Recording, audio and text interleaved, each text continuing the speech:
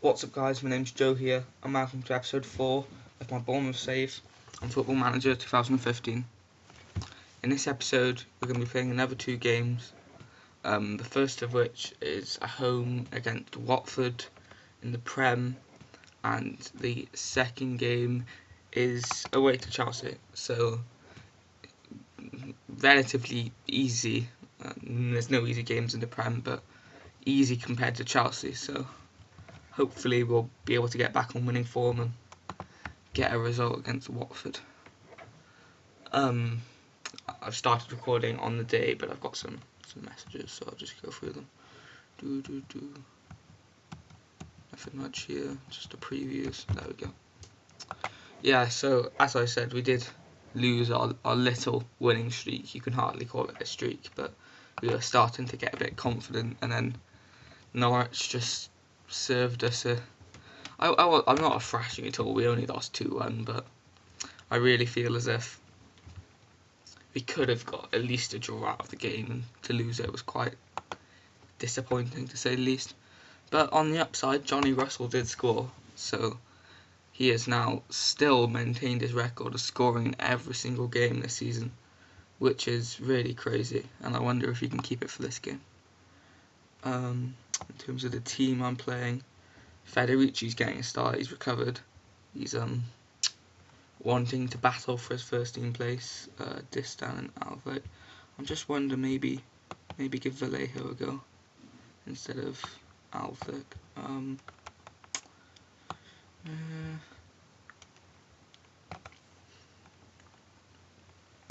bring Vallejo on. Chris Solly starting at right back.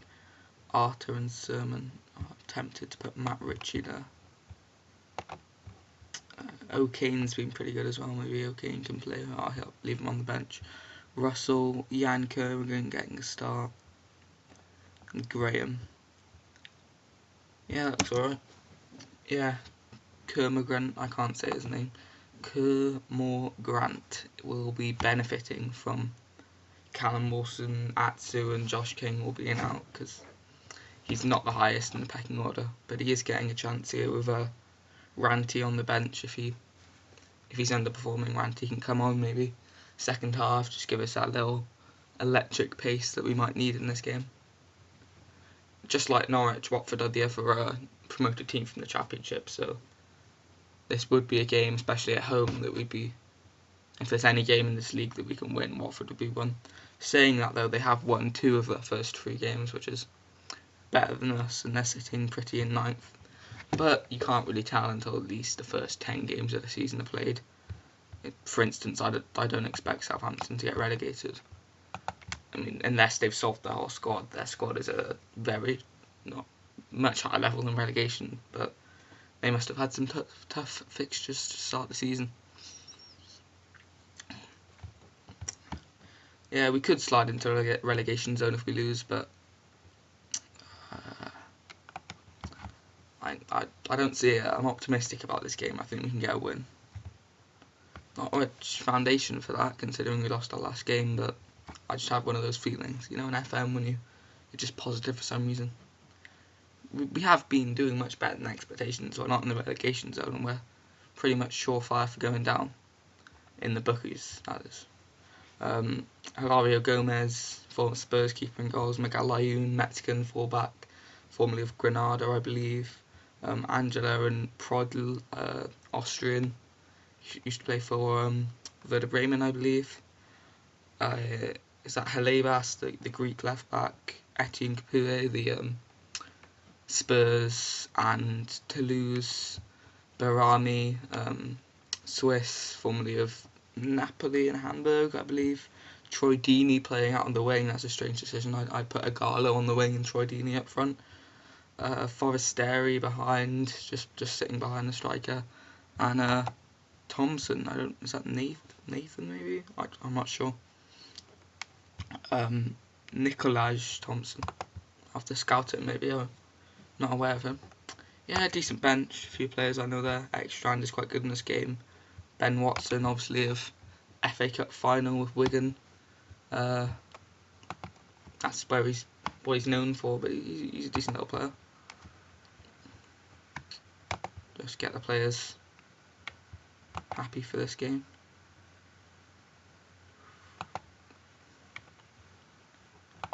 I have faith in you. Seems to be the standard one. But, the players always like to know that you have faith in them.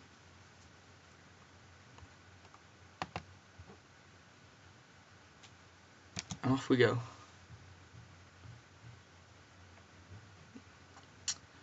Watford are kicking off then. In their customary gold yellow kit. Though we are at home, so as I said in the preview, I'm looking to this game is a game that we can win. So if we do squander that chance and we lose, I'll be disappointed. But it's still early in the season, still plenty of football to be played. So it's you know, even if we do lose, I'm saying it like we've already conceded, but even if we do lose, it won't be the end of the world. It's been quite a boring first. Oh, as I say that as a highlight, Johnny Russell manoeuvres round. Ooh, there's a chance there, but no goal came of it. Johnny Russell is he's been fantastic. Got his first cap for Scotland, I believe. It might have been his first goal, but I think he got his first cap, which is reward for his form, I guess, because he's been incredible so far. Vallejo, show me why I bought him, hopefully. It's good defending though. Still, I don't like this ball being around our box. Nearly. I'm not sure if Federici would have had much to do about that if it had been on target. Okay, so we arrive at half time. This match is for the taking. I definitely think that we could. They're in pole position, we're just not finding that. I don't really have much foundation for that, considering I haven't got the stats up, and there's only been 2 highlights, I believe, one for us, one for them. But I think we can do this. As I worried, Jan Kermorgant hasn't had the best game. I'll bring Randy on. Hopefully he can make a difference.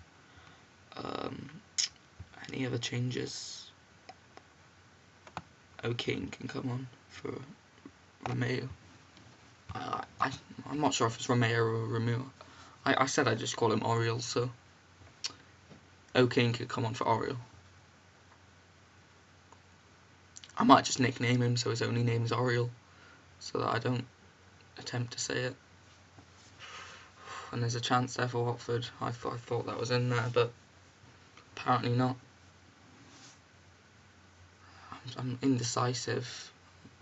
I want to go for the winner, try and get the decisive goal, but I'm just a bit nervous, a bit apprehensive. If I go to overload, we might concede, but that line of thinking has just completely been sabotaged, just destroyed my plan, my methodical thinking, because they scored a goal from a corner. So kind of forced my hand there. Overload it is, and hopefully Johnny Russell can pop up and at least get an equaliser for us, because if it stays like this, we're losing against both the fellow promotion teams, and that's not a good sign for the rest of the season. And I say that, and I think it's our highlight, but I'm not quite sure, because I'm not really keeping the ball here. No, it looks as if it's going to be their highlight. Troy Deeney, the guy who I didn't know at the start of the game, not Troy Deeney, that winger Thompson, but it doesn't matter now, because Christian Battocchio has the Italians just knocked it in, and overload was possibly a bad idea, but I've committed to it now. I can't just go back. I can't half-assedly go overload and to go all in. Take more risks. Shoot on sight. Hit early crosses. Pump ball into box.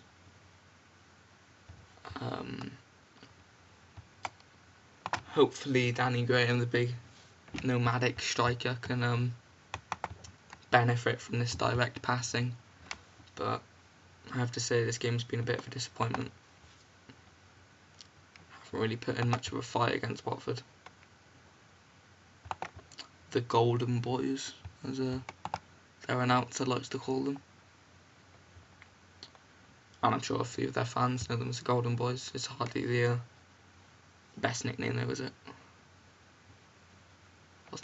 I'm struggling to think of their other nicknames. Are the Tractor Boys? Maybe. I'm not sure. Anyway. It looks like it's going to be another highlight of substance here. Is it going to us? Oh, Johnny Russell. I thought it was there. I thought he was maintaining his record. But it looks as if he's going to lose it today. Losing his record against Watford of all people. He manages to score against Man City, but Watford hold him out. I'm saying that it's a bit unfair to Watford. They've been the better team today probably, but I feel as if we had the possession. It was a disappointing performance, and I don't see it happening, but hopefully we can get a better result against Chelsea. See you then. Okay, so we arrived at the Chelsea game. Not exactly hopeful for this game. Not really that optimistic about it, but you know, I guess we could get a point, maybe, if that's my wildest dreams, really, because Chelsea are first and we are, well, not first, not even close. After that disappointing loss to Watford, I doubt we'll be able to even get anything against Chelsea. I guess the aim really is to lose by less than we lost to Man City on the opening day, which was a 5-1 defeat. So maybe if we lose this 3-1, we'll still have our dignity intact. Mourinho might take pity on us and park the bus. But yeah, but it is tight in the table, as you'd expect after 4 games. We've won 1 and lost 3. Our goal difference has now gone back down to negative. So a loss could easily take us to a relegation zone. We just got to hope that the teams below us keep losing and we keep, well, I'm not going to say keep winning because we've lost our last 2 games, but we managed to pick up points where people don't expect it. But I say that, but I'd be extremely surprised if we managed to do anything with this game. But that being said, you've got to play teams like these, because upsets, and you can't win points against them. And there's that theory almost that the Premier League's like 2 leagues. There's a top 8, and then there's below, and the top 8 are in their own little league fighting off for their European qualification, and the rest are just all, you have to win points against teams in your league. You have to beat the teams in and around you to stay up, and Chelsea certainly aren't in and around Bournemouth, so no one's expecting us to get anything out of it. Courtois and goals, Azpilicueta, Cahill, John Terry, Felipe Luis. Wait a second. Sorry about that if you heard that. Azpilicueta, Cahill, John Terry, Felipe Luis, Nathaniel Chalobah getting a surprise start. Matic, Cuadrado, Bernard, signed from Shakhtar, Eden Hazard, Diego Costa. Yeah, Bernard could be a big problem for us. The little skillful Brazilian, he can definitely cause trouble with our defence with his trickery and his pace. So not excited by that prospect, I have to admit. And Cuadrado's pace as well, and Hazard's, and everyone in their attack. Oh, that's some good defending though. And we've managed to hold out for the first 40 seconds. Is that an achievement? We get a trophy for that? We're not even trying to park the bus doing Mourinho against them. I'm just playing standard tactic, hoping to maybe get a goal on the break, but not really a realistic opportunity. I say that, we've got the ball, and then we lose the ball, so that's great. Hazard, Costa, Bernard. Good save by Lee Camp. Lee Camp's getting the nod again. I'm I'm unsure about goalkeepers, as you can see. I am rotating them, but he does seem to have the worst attributes Lee Camp when I looked at it, if I remember correctly. But he is the youngest, I believe, and he has been playing the best, which is often strange with this game. I find that the goalkeepers that don't have the best attributes seem to just play better for some reason. I don't know what it is. Maybe it's more for hidden attributes and stuff, but I don't think that makes that much of a big in-game difference. And Sylvain Distin's injured, to be expected with a player of his age who's a bit of a veteran. So Francis can come on. I should probably bring Steve Cook on, but Francis was complaining about football, so I'll give him the nod.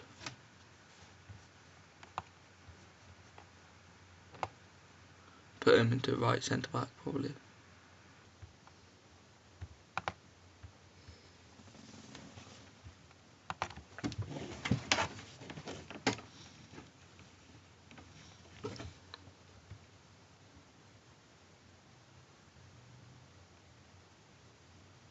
Sorry about that, I think the recording glitched for a second there.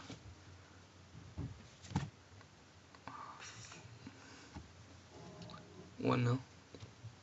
That's great. Great to see. Always like to see the recording messing up for a bit and then Chelsea scoring. Wonderful. Joy to behold. Yeah, Azpilicueta's long throws, the reason they're so dangerous is because there's a trait, a player preferred move called long flat bullet throw that you can train a player up to do if he has about 15-14 long throws. And it just makes their long throws so deadly, and Azpilicueta possesses it. And Chelsea just seem to rely on them in this game. And there it is, Matt Ritchie. I was hesitant whether to bring him on. I'm not sure if you saw that, if I got cut out, I got a bit of recording problems. But I was bringing him on, I was bringing him and Simon Francis on. Brought him on for Andrew's sermon. And he's really vindicated that decision and made me proud of him. He scored, but I say that and Azpilicueta long throw, which means probably another goal for Chelsea. Hazard on the wing. Good save, Lee Camp. Not sure how many times people have uttered that phrase. Good save, Lee Camp. Should get it on a t-shirt. Oh, no, that's another goal maybe. Over. Maybe we're going to hold out to half time, which is a shock, really. And there we are, half time, and it's still 1-1 between us and Chelsea. That is a surprise, to say the least, but I mean, I shouldn't complain, really.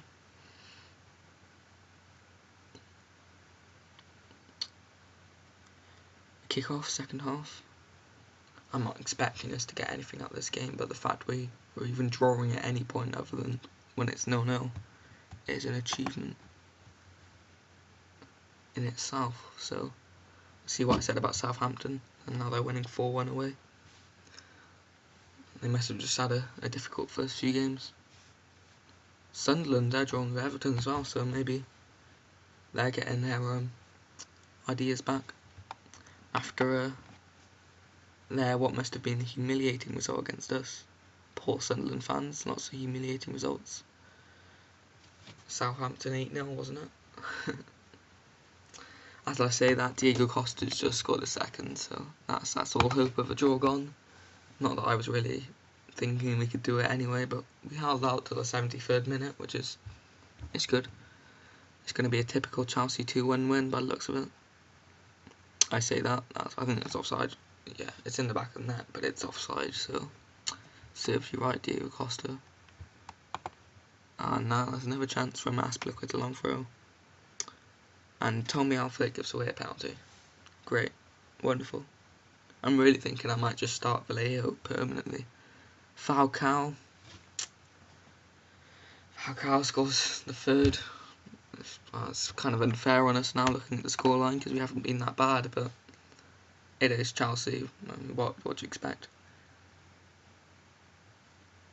And there it is. A game. We lose again. So not the best episode, 2 losses, but hopefully that's just to show the progression and how long Bournemouth have to go. And I'll be back in the next episode, and we can turn this form around and really show the whole of England what Bournemouth are made of. See you then. Thanks for watching.